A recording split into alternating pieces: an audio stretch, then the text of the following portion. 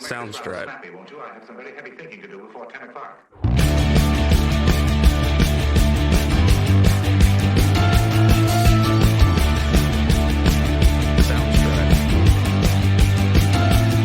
And we're rolling. Okay, I'm here today with Nicole Harrison, Hello. Previous guest of the Kaks podcast show, and she's also co-owner cast Kylie Burke's wife.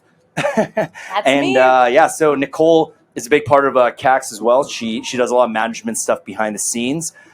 She's also a veteran of the bar industry herself, so she knows quite a bit about bar operations and things like that.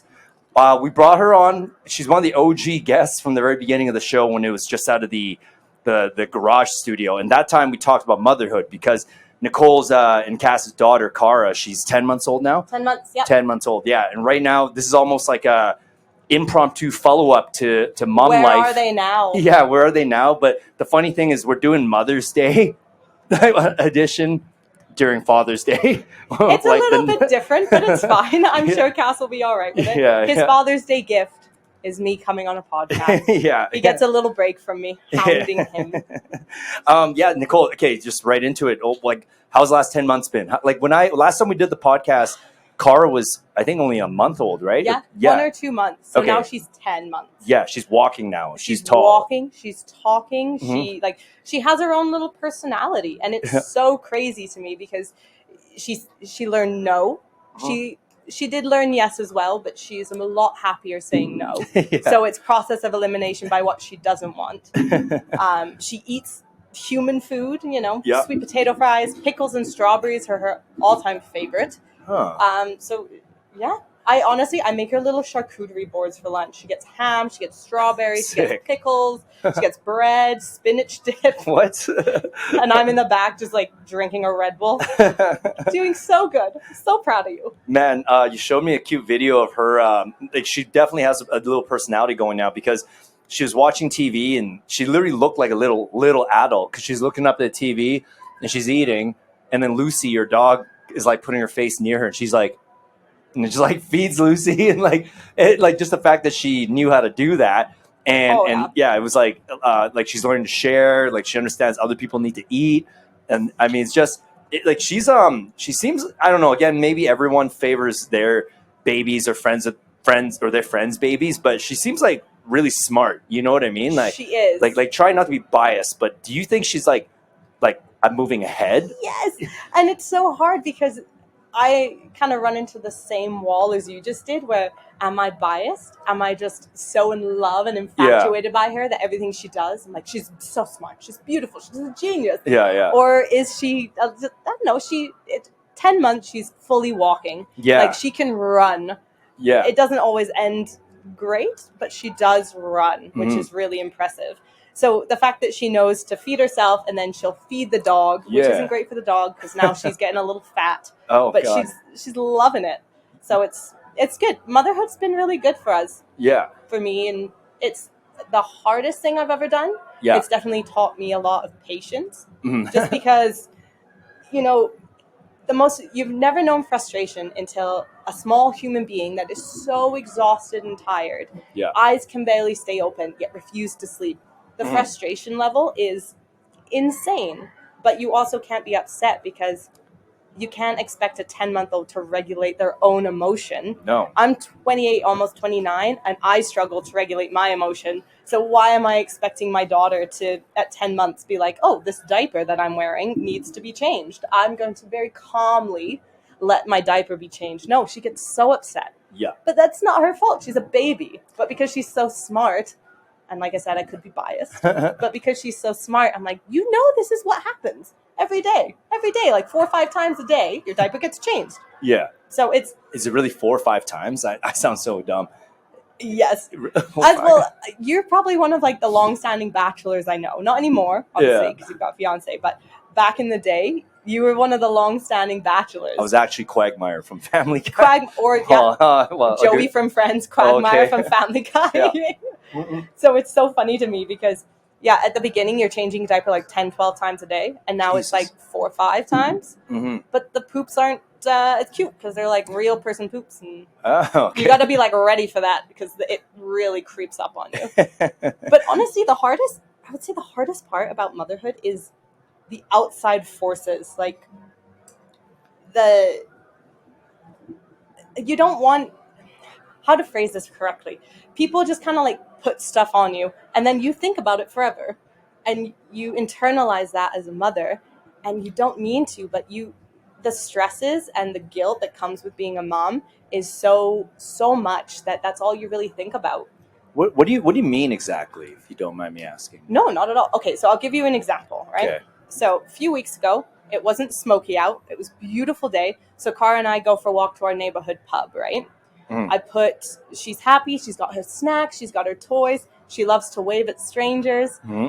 And so she does. Yeah. So all of her needs met. I order myself a margarita. So we're sitting on the patio. She's under the umbrella. She's in the shade. She's happy. And I'm sipping on a margarita. These two elderly ladies were staring, and she's quite cute. So, we usually get old ladies staring at us. Oh, yeah. And then as they get up to leave, they look at me, they look at the margarita, and they look at her, and they go, "That's disgusting." Oh, jeez. So, we walked there. My daughter is happy and content. We're sitting on a patio. We're sharing a Cobb salad. And these ladies decided to make it known that they were so concerned that I was sipping on a margarita while taking care of my daughter. Mm-hmm. They vocalized it as they left the patio. They went, "That's disgusting." Man, that's a tricky one, because I know you, you know what I mean? So that's a no factor. I think, I don't know, like, those people don't know the full circumstance of the situation. I mean, maybe that's your only drink for the day. You know what I mean? Yeah. Like getting a little buzz. I don't know. Maybe everyone's different, but you're not impaired, man. Well, no. I don't think. I mean, I know the AGLC guidelines explain otherwise. They basically said you're technically impaired. They have 2 ounces of booze in your system. We walked there in her stroller. And the funny thing is, these ladies were like in their 80s. So back when they had kids 50 years ago, I'm sure they did crazier stuff. Smoking and alcohol was still okay when you were pregnant. Car seats were just like a maybe if you wanted to be extra safe. They weren't mandatory.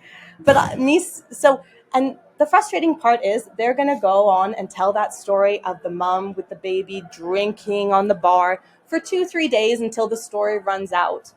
However, I've thought about it every day since, because mom guilt is a real thing, and they don't realize what they did. Yeah. And it's do I just sit there with a water and a blank stare and wait for, it was a beautiful day. We went for a walk. I had a margarita, sue me. Yeah. Is that not insane? That wasn't also there's just so many other, factors to take into consideration. Like, have they ever been to a country like Vietnam? They literally ride with a baby in one arm, no helmet, on their mopeds, and that's normal. And there's thousands of them on the road. That's normal. And it's just, I don't know. It's just again we don't know how they spend their time behind the scenes. Like, do you not have a drink and things like? Forget even a drink for a second. I'm sorry. Maybe you were driving and your kid, you didn't put a seatbelt on your kid, I don't know. I just relax, and you're right. I can just picture now, because I know the bar that you're talking about, and it's kind of a whatever you call it, a higher earning income side of town, if you will, a more posh spot. They get a little uppity. Yeah, they get uppity, and they have too much time, and they'll fixate on this issue, I bet. And then just a fun hammer it story home for them to tell their friends, because they would have gone back to wherever they live and just been like, "You won't believe what I saw today," and it's just so frustrating. But I think that.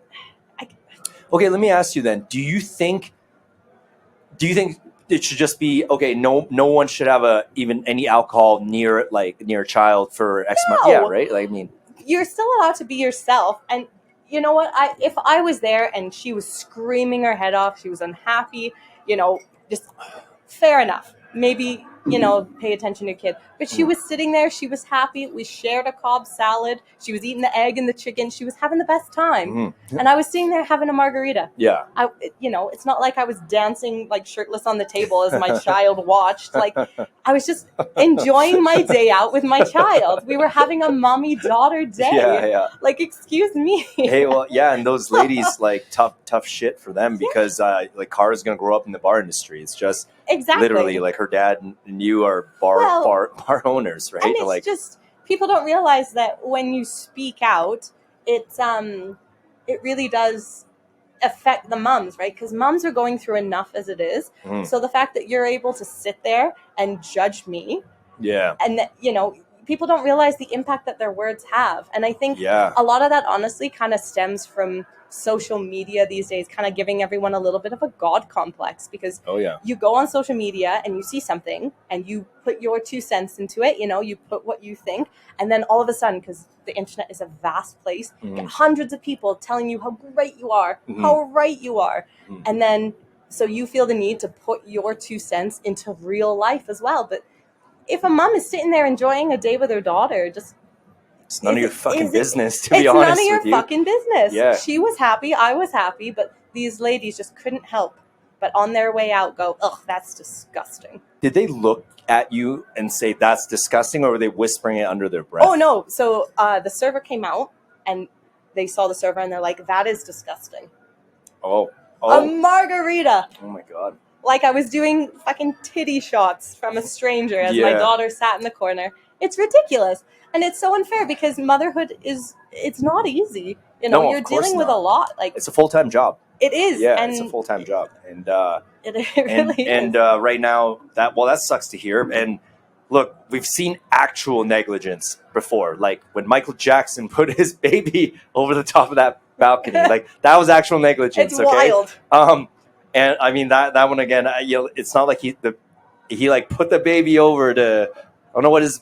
Anyway, he was showing the paparazzi. I remember exactly what you're talking about. Yeah. And then what was the story? What did Britney Spears do that's also warranted? Well, everything she does gets everyone alarmed. But remember, you not heard the conspiracy theory on Britney Spears? No, to be honest, what's happening with her now? I just know that they at the time, like people were saying she was very negligent as a mom, but I just remember seeing pictures of she's driving with the kid in the front.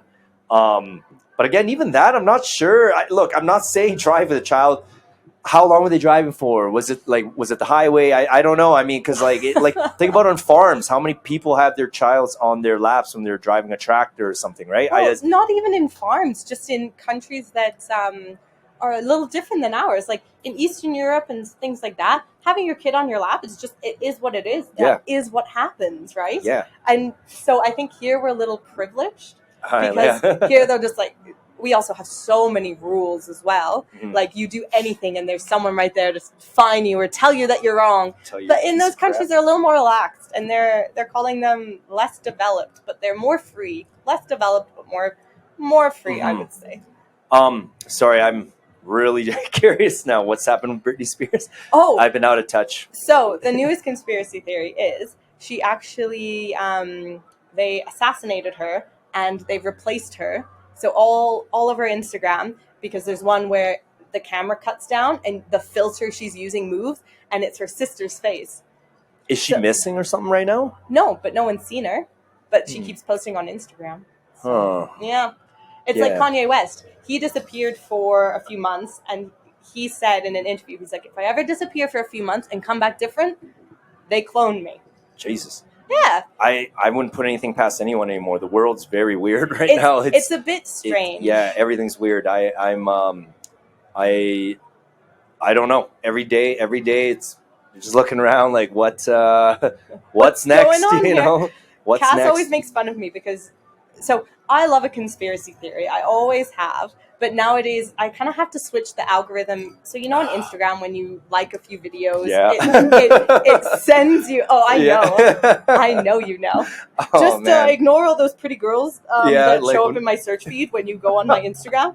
Okay, Shawn, will It's an do. accident. No, it was not. Why is it only fans and girls in bikinis? I'm looking for food. Yeah. Yeah, just. I'm gonna cut this out. No, so when I go on Instagram, I'm not gonna I cut it usually out. get don't you censor me. Yeah. When you go on Instagram, you like things and it switches your algorithm. So I don't go liking these things, Nicole. Anyway, I'm sorry. Do you feel the need to defend yourself? I don't know why it keeps showing up. If anything, I tried not to leave a footprint. cookie crumb, but anyway. Okay, but go on. Yeah. You would make the worst. I watch a lot of true crime, and they would catch you so fast, Shawn. They would catch you so fast. Oh man. The algorithm. So I love a good conspiracy theory as much as the next girl. So, the flat earthers, Holocaust didn't happen, dinosaurs aren't real. Wow. All of those, I think they're hilarious. Yeah. And so that's what I'll watch because I find them quite funny. Yeah. But then you watch long enough and then all of a sudden it goes into like the real life ones where they're like, the eggs aren't working anymore because big companies want you not to buy these eggs and only buy theirs. And then it gets really dark and sad because they're very realistic. And then I'm just trying to, I get nap trapped where I'm like feeding Cara. She falls asleep on me and I have to like stick it out because that's how she likes to sleep. Yeah. And then all of a sudden I'm deep into these really sad, dark conspiracy theories. So you're literally, as Cara's napping, you're like, oh my God. The country is falling apart. 9/11 was an inside job. An inside job. Yeah. What do they always say? Jet fuel doesn't melt steel beams, Shawn. Oh, is that? I look, conspiracy theories as well. They're very fascinating. Let's just put it that way, because the world definitely does not make sense. So something definitely is going on, but the ones you listed off, like dinosaurs don't exist. The earth is flat. What was the other one you just rattled off? Holocaust doesn't. Holocaust is one. I mean, I'm just like, okay, like, come on, like, so hold your horses. Let's. Come on. The funniest part about all of them, the Earth is definitely not flat. If you've ever seen the Jim Jeffries show. At least I'm pretty sure the Earth's not flat. I mean, that would... Anyway, it's you know what? Flat. Anyway. now heard it here. The Earth is not flat. Okay. Have you ever seen the Jim Jeffries show? I've seen almost all of his stand-up comedy specials, but his show? He had a show. No, he has a show. So there's actually one episode where he gets all the conspiracy theorists in one room. Yeah. So you have all those people. You have the people that say dinosaurs don't exist. Holocaust wasn't real. Bigfoot is real. Bigfoot is real. Yeah. The government, they're all lizard people. Yeah. And the funniest part is when all of these people that don't believe in like the fossils and everything horrible look at the flat earthers and go, you're insane. Yeah. How do you not think the earth, like, how do you think the earth is flat? And it's so funny watching conspiracy theorists turn on each other. Yeah. Because if you believe in one, do you not believe in, like, if you believe, right? Yeah. But nowadays it's different because back then they were so outlandish, like lizard people and all that stuff. And now it's more so like, don't trust the government. Yeah. And it gets a little scary because you're like, maybe I won't. But do you feel stupid-ish if you just say there's no way any of that's real? Do you know what I mean? I think I feel like I always say, even just now when I said the earth is definitely not flat, but then my brain is like, do you really understand all the aspects of tectonic plates and the atmosphere and gravity and like every form of science? Like, come on, Shawn, you've only literally been standing here, going there. Even when you're on a plane, like, whoa, like maybe it's a giant green screen and we're just going in circles. I don't know, like, because like sometimes I'm like, you know what I mean? Like, unless you're actually Superman and you're flying through the entire world in real time, and you're 3D channeling the entire infrastructure of the planet, then you can definitely say, Earth is definitely not flat. But like you and I, you know what I mean? Like, once we saw the movie Truman Show, kind of. I mean, doesn't that about to say. Yeah, because every time you kind of wonder, like, what do we know though? Like, we're so experiencing existence from our one vantage point. Yeah. So, because what if all that is true? Like, what if it's like turns out the Earth is flat? All that was made up. Like, it's like, it's like, wow. Like, I mean, because we were just born in the 90s and 80s, so So what it's do like, we know? Hey, what do we actually know? well, Cass makes fun of me all the time because the more the years go by, the more sure I am that this is just a simulation. And he makes fun of me all the time. But then something will happen. I was like, there's no way that that's real. There's no way. Okay, what's something that you think is like, there's no way is that's not real? That All right, I will answer your question with another question. So, Yeah. NASA okay. used to explore the ocean. Oh, did they? They did. Okay. NASA. Oh, is that where that fucking show? Do you? There's a cartoon that's kind of like Archer, but they go underwater. They're literally like a space, like a underwater space odyssey crew. Is it called Laugh Force? I have no idea. I forget. But you know what? That might have been. But it's done like Archer styles before Archer. But that it's was in a fucking different hilarious. timeline, Shawn. Yeah, it was okay. Okay, go on. Sorry, I got excited there for a second. I remember that show. NASA used to explore the ocean. Okay. And then I can't give you the exact date, but they were exploring deep into the ocean, and then one day they stopped, and then a couple years later, they started looking on getting us off of this planet on space travel and going to the moon and everything like that. So why? Because a lot of the ocean is undiscovered, right? Yes. So why aren't we reaching deeper into that? See, these are the conspiracy theorists I love, and I'm pretty chill, and I'm not like you're not going to see me wearing a tinfoil hat anytime soon, but it's curious, is it not? Yeah. And I love a good curiosity. It's just like I love true crime. Yeah. And it's one of those things. So why did they stop exploring the ocean as aggressively as they started exploring the skies? And now all these old men, they weren't old when they discovered something, but now they're getting older and they still put them on TV and they say dumb shit. So like Armstrong, he was like, oh, we didn't actually do that. And then they kind of like cut off a little bit. Well, do you believe the 1960s moon landing was real? I mean, that one, the more and more we have special effects and computers, that's the one where I'm looking like how people were absolutely able to be fooled. Well, yes. You know, like no one had the means to, there was no internet. No one had the means to, and they're watching it from that really horrible projection of TV. I mean, it just looked, I don't know, like in hindsight now, I'm not sure that was the first moon landing. Well, from what I saw, it's like the flag is like flying, right? And they're like, there's no air, there's no wind. Like, and there's also like, but also they couldn't recreate. So they recreated the space landing in a studio because they couldn't show it because it was just one guy getting off a spacecraft, right? So they did recreate it in order to. I look so stupid right now. You're right. Like, did they have a fucking state-of-the-art film crew up there? Like, no. So they did recreate it when they got home. Do I think they landed on the moon? Yes. Do I think they told us everything? No. Yeah. I think they deal in parental truths. Hang on, I need to clarify. I need to get clarified.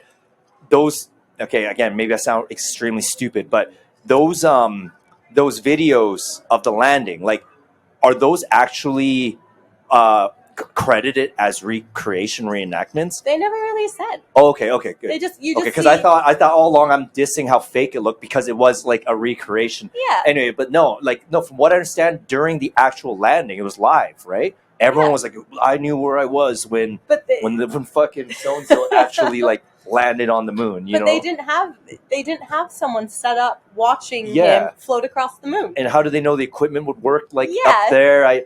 Did they have a charger that they plugged into? I don't. So it did happen, but they had to recreate it back on Earth to show you what did happen. Okay, but then pretend like that was live. Yeah. Okay, that would make sense. I mean, dude, like we all know for sure the 60s and 50s and 70s, everyone was lying to everyone. That's why there's James Bond.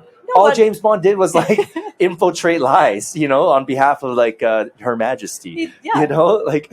Do you have a favorite James Bond? Fuck yeah, Daniel Craig. Is he really? He's my.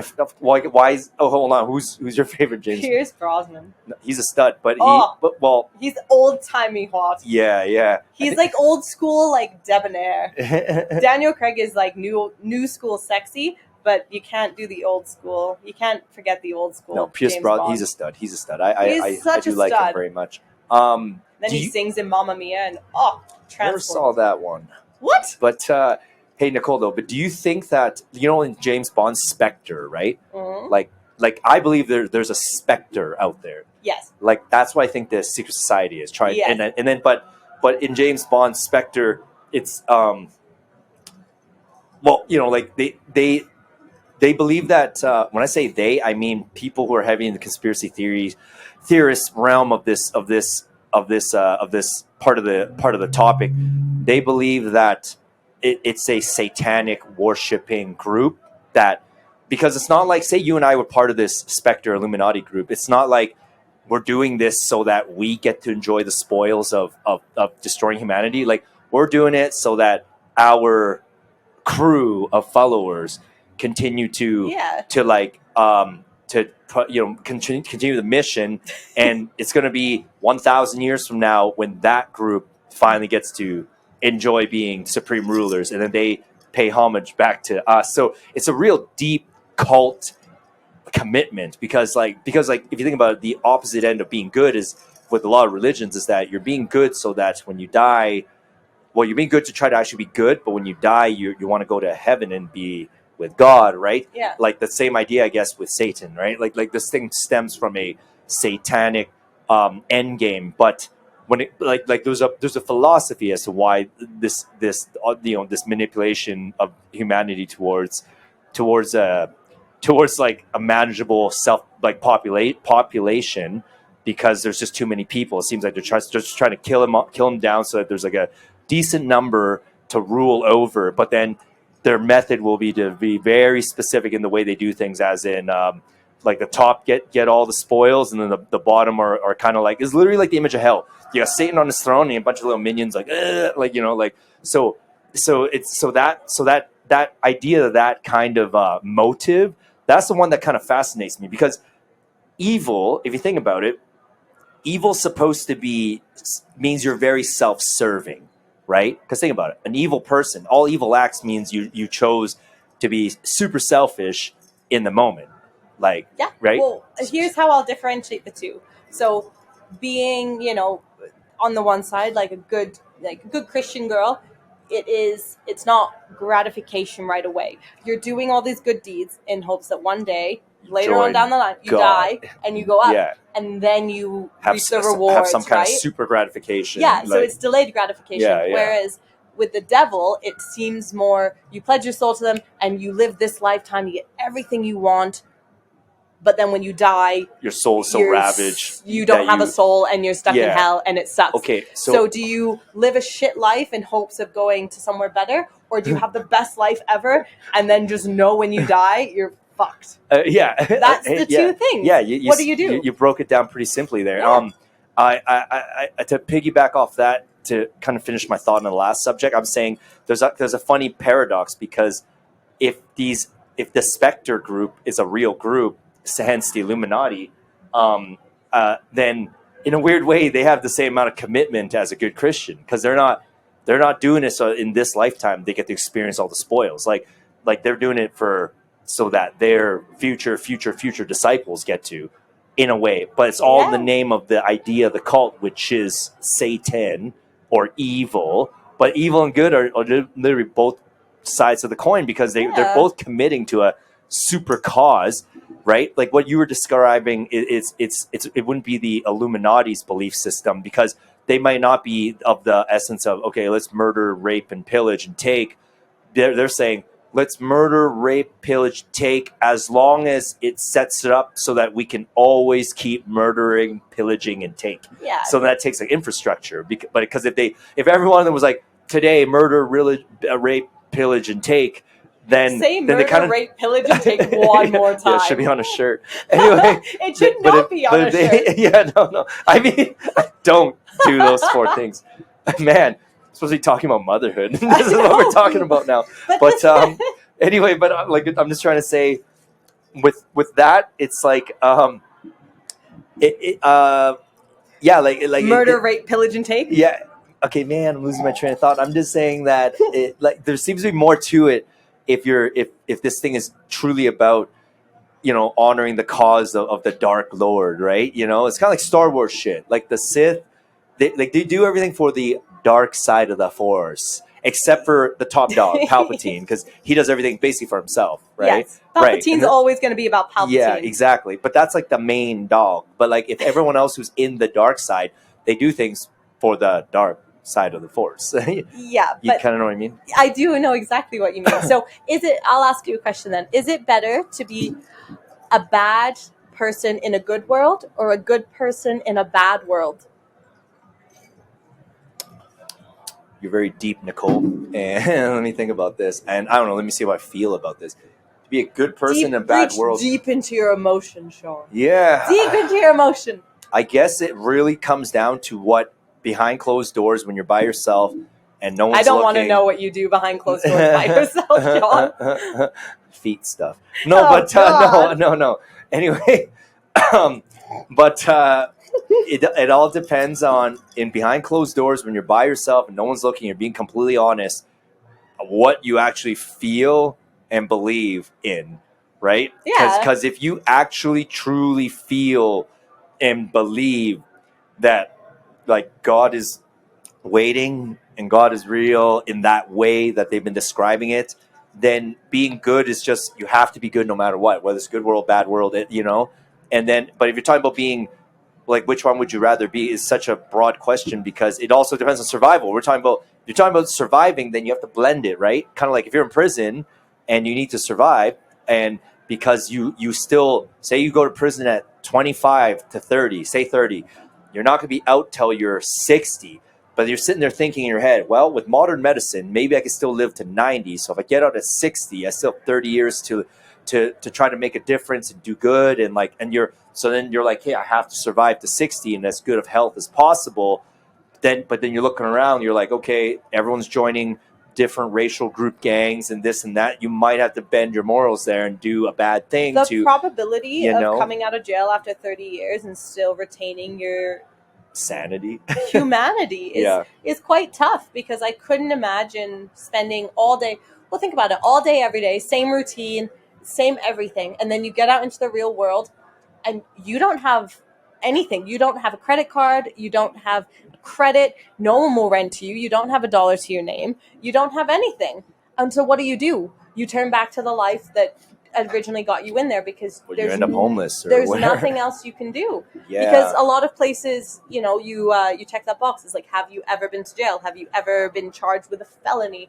And they won't hire you based on that because they don't trust you. So prison rehabilitation, especially in the States and Canada, is done quite wrong. If you ever go to Sweden or Norway or anything like that, it's actually so much different than we do it here. It's a lot more trusting and rehabilitation rather than you've done wrong and we're going to punish you. So instead of punish, it's rehabilitation. About, hey, stop. We're going to help you not be evil anymore. Exactly. You're being evil. Yeah. And it's so different. There's actually a show called World's Worst Prisons. It's on Netflix.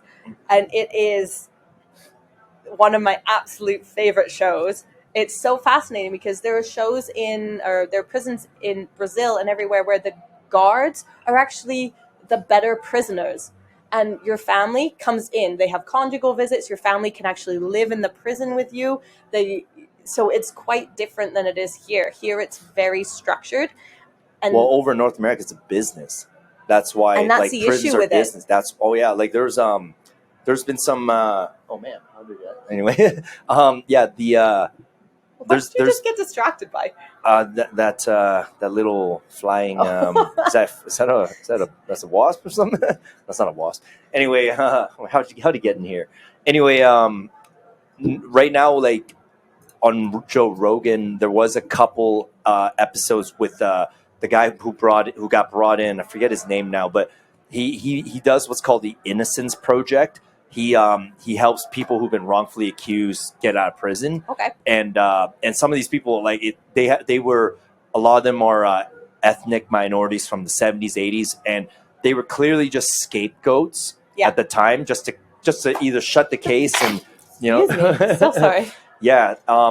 It ranges from being framed for murder to a political reason to I don't know, wrong place, wrong time, and it's brutal. And then the guy helps these guys get out of prison, and he brings them onto Rogan to give them a second chance because like you're right, they have no resources when they come out. But each of these people that they help are also very smart. Like they did not waste time in prison. Like they the only thing they're behind is actually on technology. Then they come out, they're like, holy fuck, like what is this? But they know kind of what's going on, because even in prisons, like they still have odd, like they still have TV here and there and this and that. People aren't completely lost in the mix, and well, it depends on the prison actually.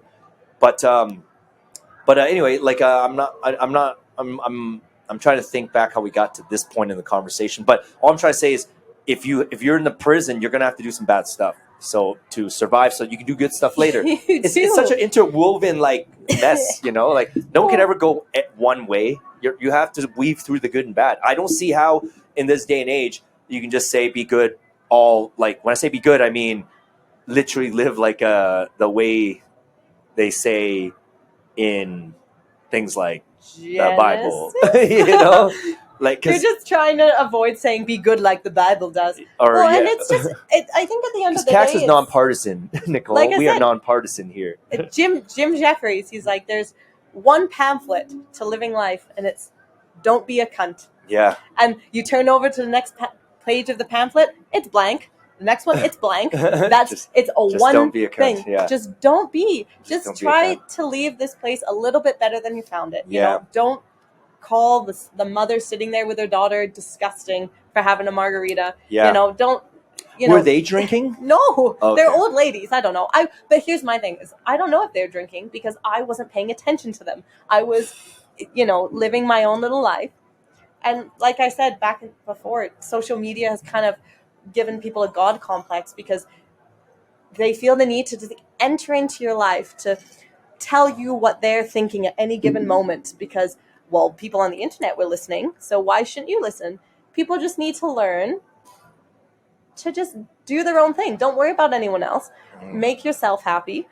Don't call that mama disgusting for having a margarita. Don't call this person that. Just live your own life. Just, have a nice lunch with your girlfriend. Most people, they're not busy enough.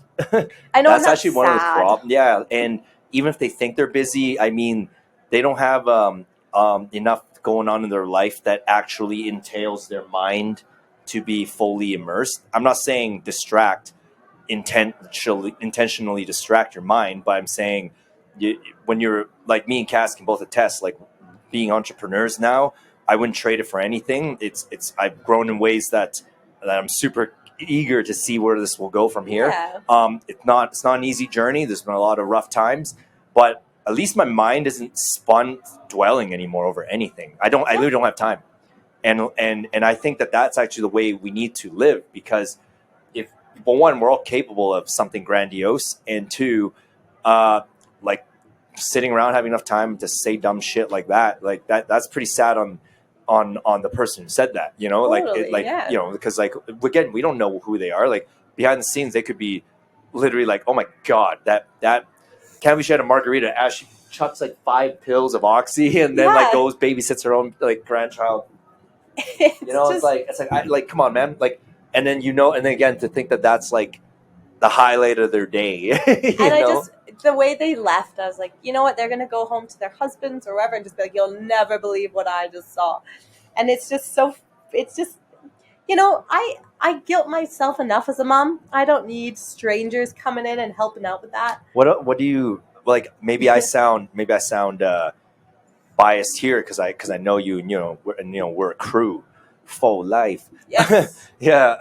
But no, I don't know. You're a great mom. Like you and my brother's wife, like, Lord, like I said this last podcast, but I mean it. Like, I mean, I'm seeing in real time. I'm like, these are like perfect moms. Like you remind me of my mom. like you guys are good moms. Love that. Yeah. Don't like no, but it's just like it's like what are you guilting? Like what are you like? I guess confessing. Like if you have to give yourself a report card, like what are you missing here? Well, and it's I'm genuinely curious. It's hard to tell because you wake up and you're like, well, she had strawberries for breakfast, but what if she was still hungry? And then you guilt yourself about that. And then, they go to bed, and then we do a lot of contact naps. So I'm sitting there and I'm like,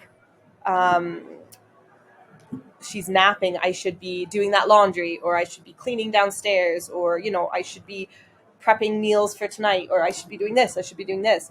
And so you kind of lose yourself because you're like, shit, I should be doing more. And then she wakes up and then you play and you're like, oh, well, I put the TV on for 45 minutes while I, you know, drank my hot coffee.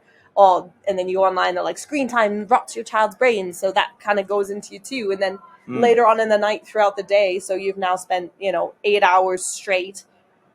And this little human being is so tired, but they won't sleep. And so you're exhausted and you're trying to get them to sleep, and say you lose your temper. And then you're just like, I am awful. I lost my temper.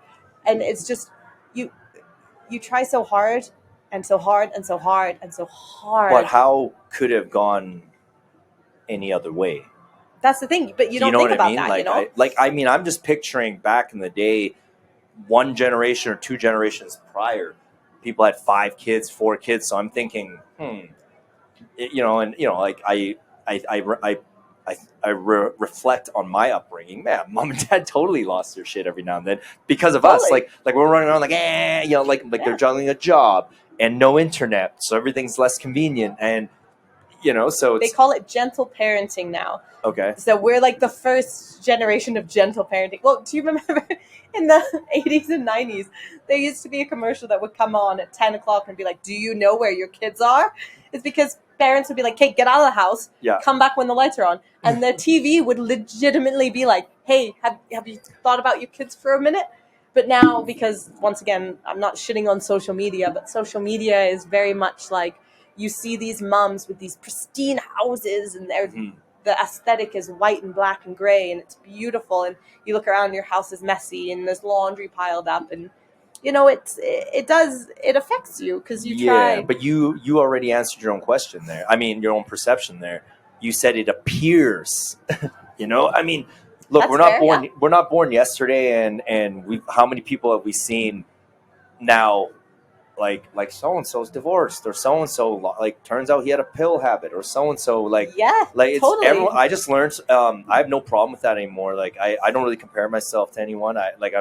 That's something that keeps getting even better the more busy I get. Like I just love how like my mind has a peace. It's just my body needs more sleep. But otherwise, no, I don't know. I think you're doing a good job. And like, if you're gonna beat yourself up over that, then you may as well beat yourself up. Period. Because it's like. You know, like think of it from Cara's perspective.